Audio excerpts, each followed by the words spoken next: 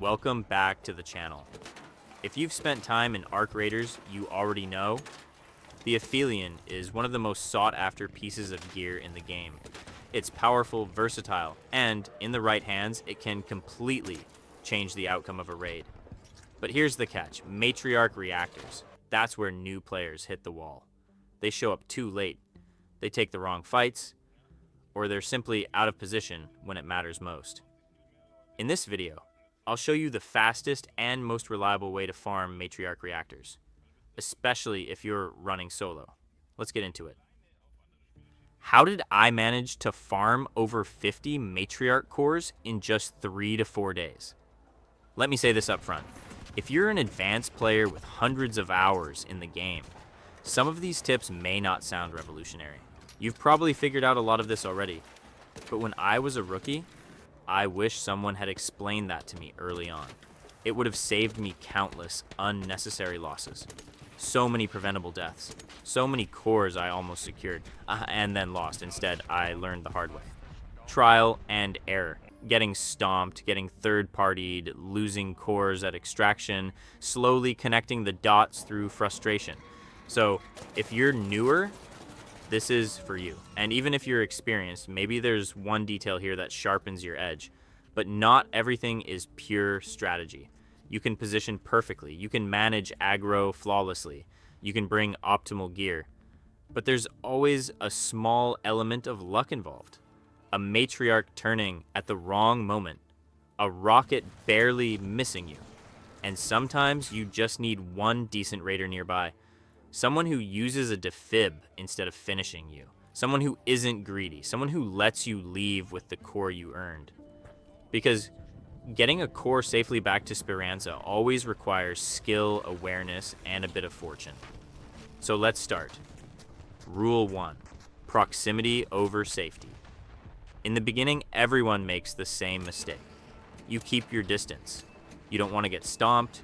You don't want rockets in your face. You don't want smaller arcs shredding you. I completely understand that. So you stay far away, and that's exactly where the problem begins. When the Matriarch or Queen drops parts and cores hit the ground, it's not your total damage that matters, it's your distance. If you're too far away, you have to sprint. And while you're running, someone else is already there. Even worse, the longer path gives enemies more time to shoot you. If you want consistent results, you need to stay within effective range. Not reckless, not suicidal, but intentionally close enough to react instantly. The core drops, 3 seconds of movement, it's yours. That's the difference. Rule 2, positioning and communication. When a Matriarch is being shot from all sides at once, she doesn't relocate. She rotates in place and stays exposed in the open. That's the worst case scenario for core farming. You need to move her. By the way, Matriarch fight at the dam is completely different. The space feels tight and restricted. There are no underground routes, no hidden flanking paths, and no layered vertical structures that allow for creative repositioning. Once you commit to a Matriarch fight, your options are extremely limited. There are no true fallback zones, no tunnels to reset the fight, no deep structures to break line of sight completely. Even the substation, which might look like a defensive anchor at first and isn't safe. Arc projectiles can pass through and pressure you constantly, making it almost impossible to stabilize or recover. Instead of being a secure reset point, it often turns into a death trap. That's the real issue with the dam. You don't have flexibility. On Spaceport, you can disengage and rotate. On Blue Gate, you can anchor and control pressure. On the dam, once the fight starts, you're locked in. And that's why raids there often feel empty. Only a few raiders show up, and if you decide to fight the Matriarch, chances are you're doing it alone. We are very, very small group, cannot do it. Even we cannot shoot the legs because the arcs will come to us. I'm going to extract. Okay. Yeah. Players hesitate to fully commit because there's no reliable way to recover if things go wrong.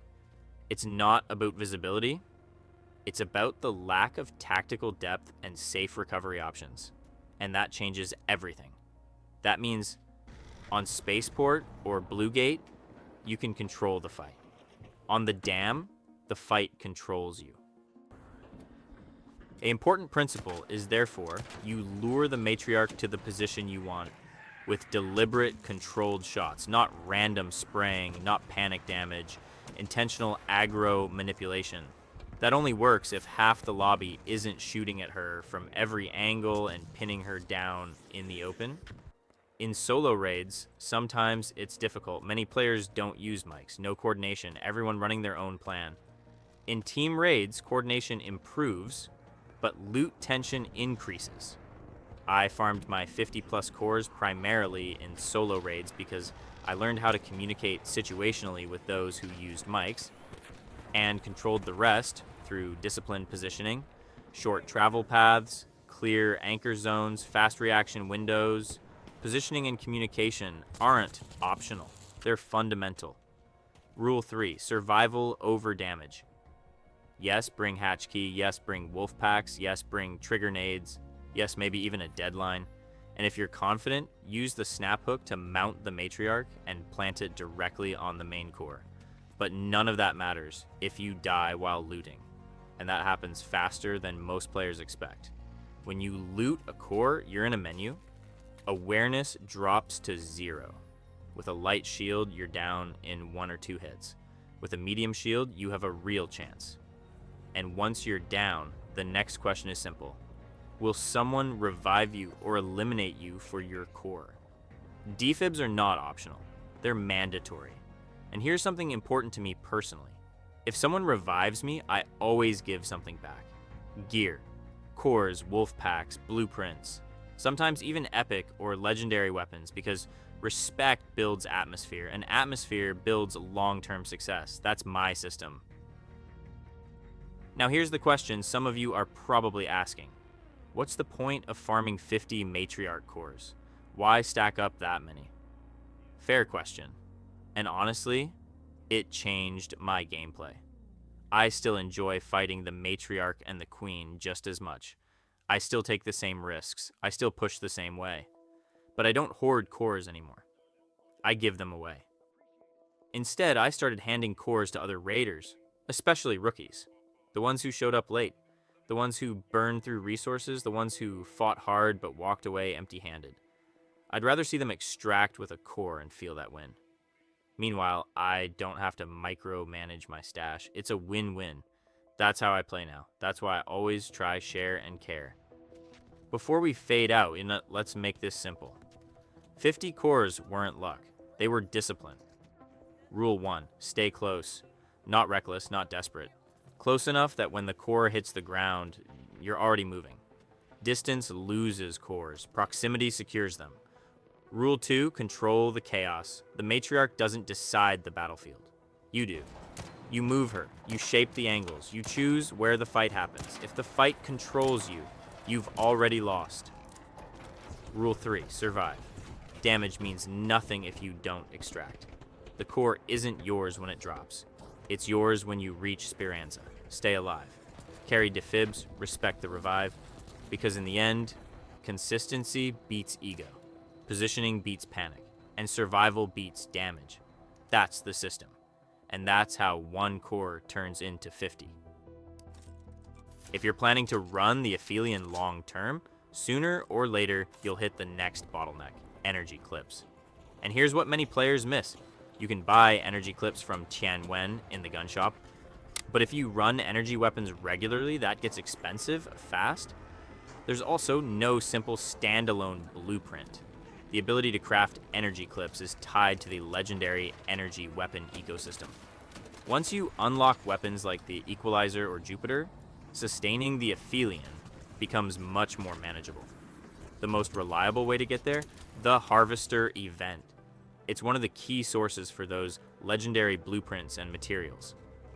If you plan to run energy weapons consistently, Harvester runs should be part of your regular rotation.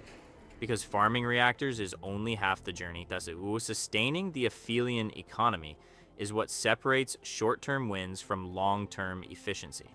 Keep that in mind. I hope you can take something away from my strategy. And if it helped even one raider secure their first core, that alone would make it worth it for me.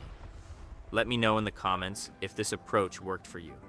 And if you've discovered an even better way to farm Matriarch cores, share it.